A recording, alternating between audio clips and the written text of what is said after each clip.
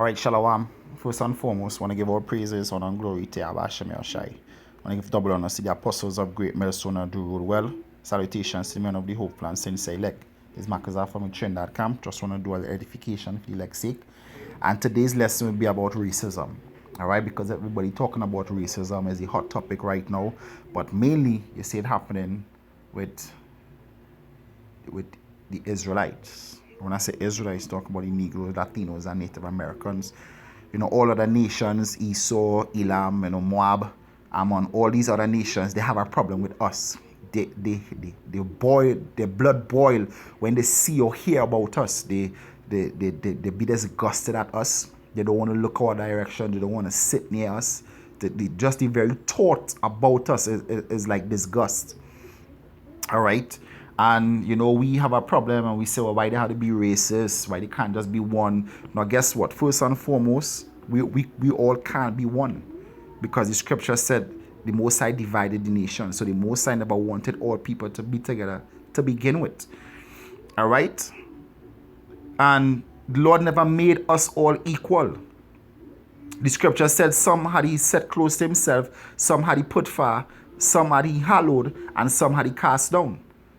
When you read Isaiah chapter 5, the Lord said he made a vineyard, hedged it around, took out all the stones, and put the choice vine in it. Now, if the Lord said he put the choice vine in his vineyard, then he chose the best, the cream of the crop. And when you read lower down, it said the vineyard of the Lord is the whole house of Israel.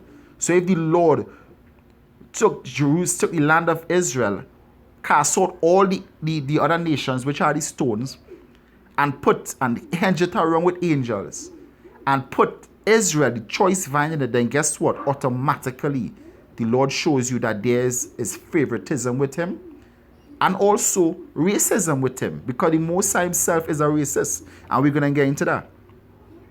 Racism, a belief or doctrine, remember those words, a belief or doctrine that inherit differences among the various human racial groups, determine culture or individual achievement, usually involving the idea that one's own race is superior and that has right to dominate others, or that a particular racial group is inferior to others. So now I'm going to show you how this is biblical, because it says what? A belief or doctrine. Now this is the blessings here that the Lord gave to Israel. Deuteronomy 28 and 13. And the Lord shall make thee the head and not the tail, and thou shalt be above only, and thou shalt not be beneath. And if thou hearken unto the commandments of Yahweh thy God, which I command thee this day to observe and to do them. Spare me 1 second.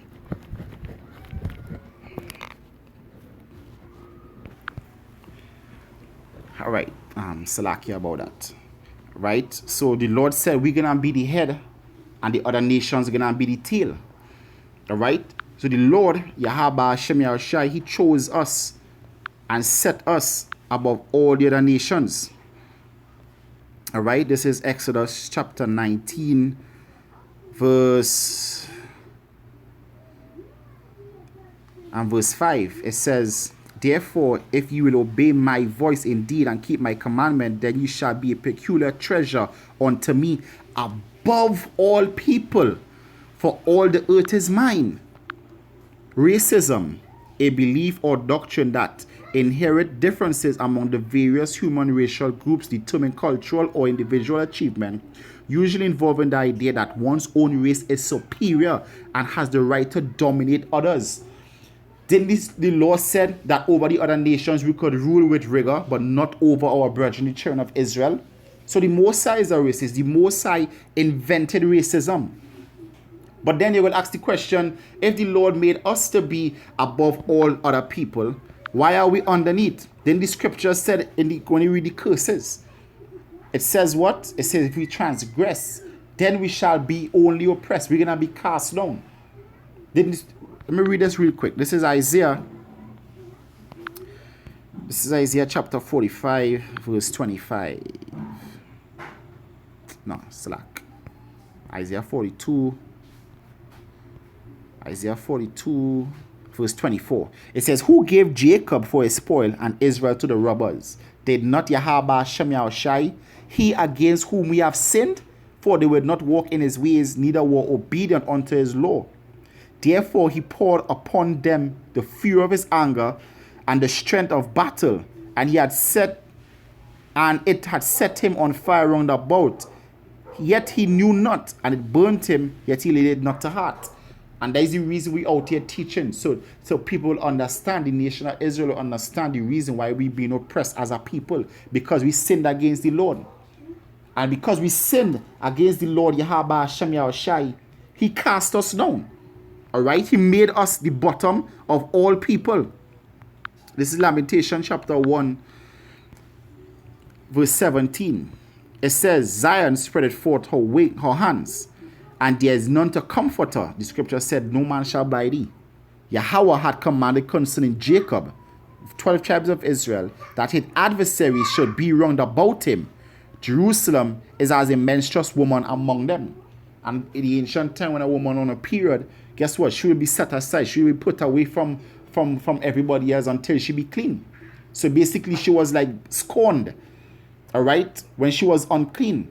And this is how we are. The scripture said what? Zion, Jerusalem is as a menstruous woman among them. So we like on our periods to these people. They don't want them to do with us. They scorn us. They don't want to have nothing to do with us. They scorn us right now. Because why? Because the Lord Yahweh Hashem Yahushai, he had cast us down. All right, it's the book of Job, chapter 19, verse 8. It says what? He had fenced up my way that I cannot pass, none shall help him, and he had set darkness in my paths. He had stripped me of my glory and taken the crown from my head. So he took us off of our high pedestal and cast us down because of sin. All right? He cast us down because we sinned against him. But guess what? All the nations were supposed to be under us. And another reason why the nations hate us is because of envy. The scripture said all the trees of the garden envied him. Their bows were not like his bows. All right? They were not made like us. Not only the scripture shows that the Lord set us on high over the nations, when you look at how it is right now, does not nature itself teach you? We dominate Olympics, we dominate sports. Ain't other nation could cook like us. They can't sing like us. They can't dance like us. The greatest inventions in the world being created by us. All right? But yet they call us beasts. All of this because of envy, because all the great things we created, they take them as their own and say that we are nothing. All right? But it's evident that we are the cream of the crop, that we are the top nation. And the Lord Yahweh Hashem Yahushai is about ready to rise us up again. The Lord is ready to rise us up again. All right? This is Hosea. This is Hosea chapter 6 verse 1. It says, come and let us return unto Yahweh by Hashem Yahushai. For he hath cast us down, and he will heal us. And the Lord healing us right now. Hence the reason he gave us his name. He gave us his son's name. And he gave us the understanding of this truth. He let Yahweh Shai come down and die for us. So he's healing us right now. He had smitten, and he will bind us up. After 2 days he will revive us. And in the 3rd day he will raise us up. And we shall live in his sight.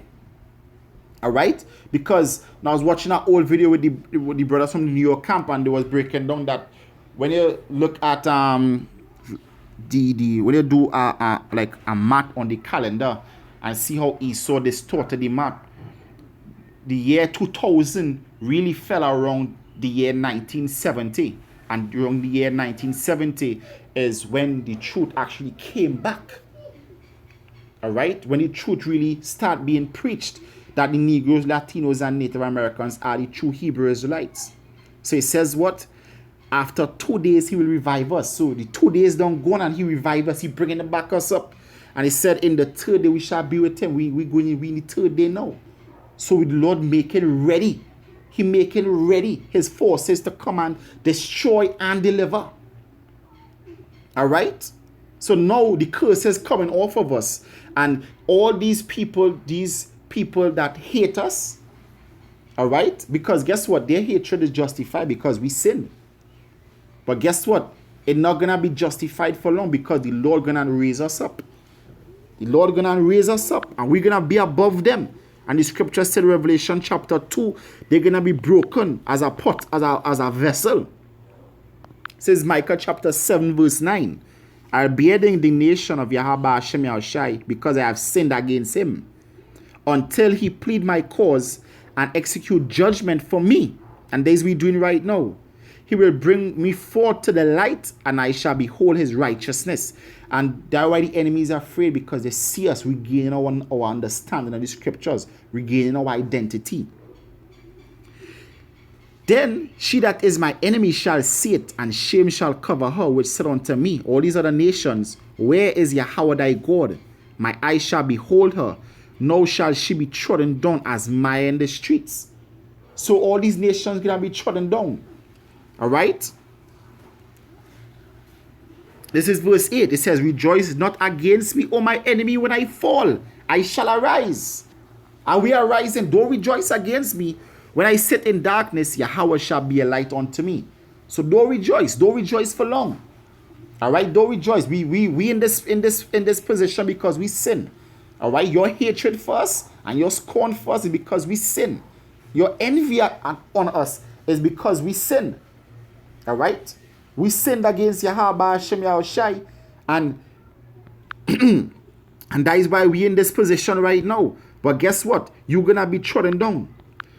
This is Isaiah chapter 26 verse 11. Lord, when thy hand is lifted up, they will not see, but they shall see and be ashamed for their envy at the people. So all these nations, in actuality, their hatred really stems from envy, because beginning with Esau, the so-called white man, he sold his birthright unto us, which originally was ours. All right? They envy us because the Lord, the one true living God, chose us and not them. Just like Joseph's brothers, they envied him because they saw the Most High dealing with him, so they sold him into slavery. All right? They envied Moses because they saw the Most High working with Moses. So the reason they hate us is because of envy.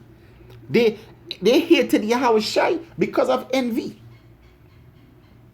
They hated Yahushai because of envy. So there's where their hatred stems from. That's where their so-called racism stands from. But racism is not just a hatred, but it's more that, as the definition is, that a belief that one is superior, that you have right rulership. And guess what? According to the scriptures, according to the Most High, we are greater than all the other nations, and we are going to be their rulers. What the scripture said.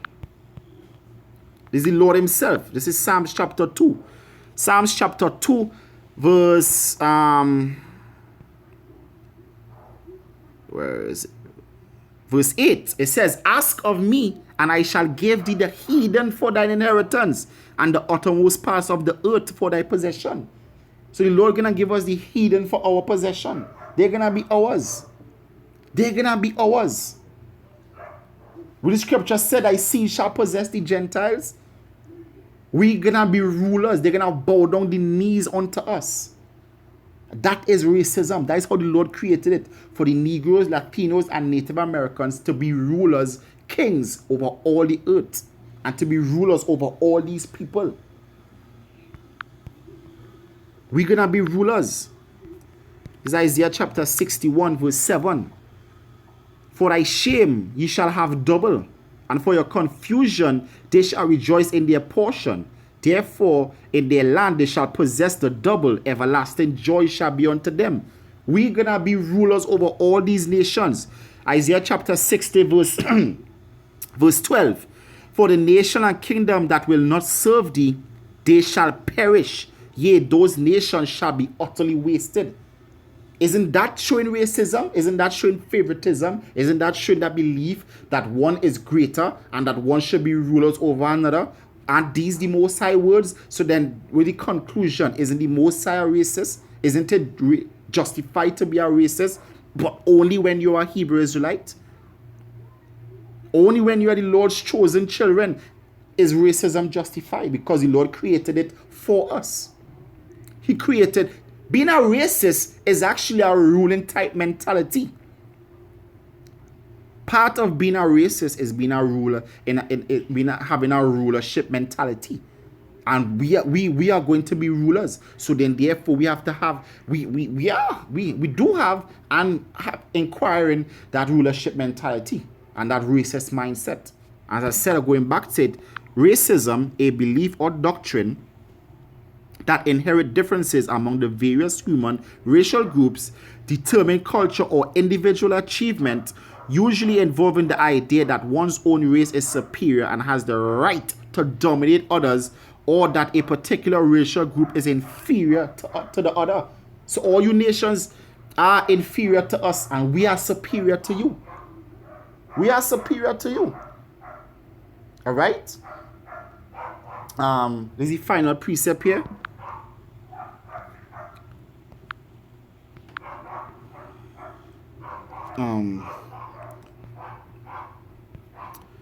This is Wisdom of Solomon chapter 5 verse 1.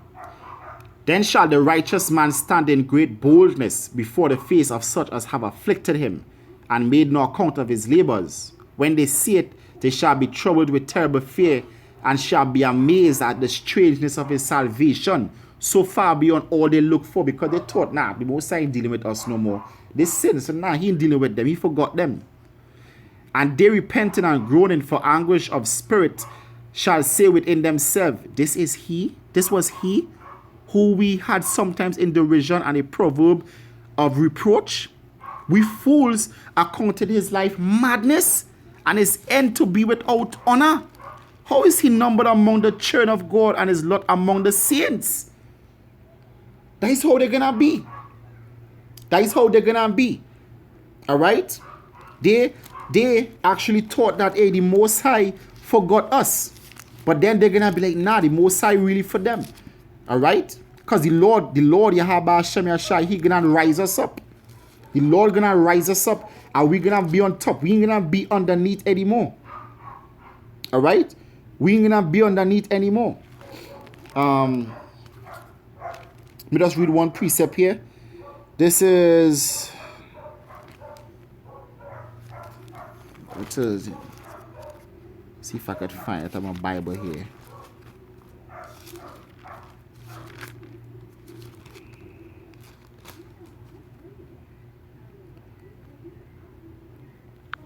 It says Psalms chapter 44 verse 13.